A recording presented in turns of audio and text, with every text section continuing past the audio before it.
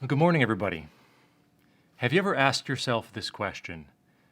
Does God know what he's doing? I'm willing to bet that a lot of you who've asked that question before, I think it's a common question that all of us feel, even if we don't say it out loud. We feel it at various times throughout life, especially when things are difficult. I think of specifically now, during this time, this season, many of us are probably asking that question. God, do you know what you're doing? God, what's going on? Well, one of the things that the Bible does for us is it helps kind of reorient our thinking about questions like that. We're prone to asking those questions because from our vantage point, we feel like we know things pretty well. We feel like we're pretty smart. We're pretty sharp people. But the truth is, the Bible paints a very different picture of the difference between us and of God. The Bible says, for example, in Isaiah 55, it says this. The Lord is speaking here. He says, "For my thoughts are not your thoughts, declares the Lord. Neither are my ways your ways." And then it says, "For as high as the heavens are above the earth, so are my ways higher than your ways, and my thoughts than your thoughts."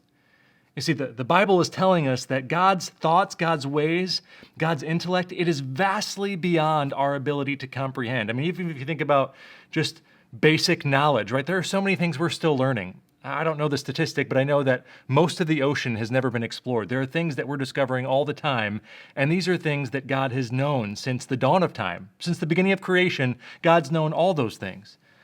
Aspects of science that we're still learning and understanding, things down to a really small, like microscopic level. We're discovering things all the time. God's known this forever because he's God.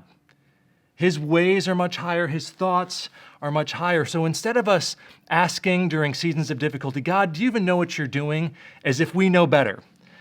The psalmist in Psalm 131, he actually gives us a better approach. This is David who's writing one of the songs of the Ascents. And notice how David postures himself before a God who knows everything. He says this, "O Lord, my heart is not lifted up." He says, "My eyes are not raised too high." He says, "I do not occupy myself with things too great and too marvelous for me." So notice what David is saying. He says, God, I'm not going to even dare to begin to express that perhaps I even know anything close to what you know. I'm not even going to lift my eyes that high and presume that I have the knowledge you have. I'm not going to do it. And so what's David say he's going to do instead? Well, he says this, "But I have calmed and quieted my soul. Like a weaned child with its mother, like a weaned child is my soul within me." Then he says, O Israel, hope in the Lord from this time forth and forevermore." So what's David saying? Well, he's likening the relationship that he has with God like a child, a nursing child is with its mother. That child doesn't even begin to comprehend the things that its mother comprehends, but even in moments of distress or difficulty, it's taking comfort as it's with that mother, because it's in the presence of its mother.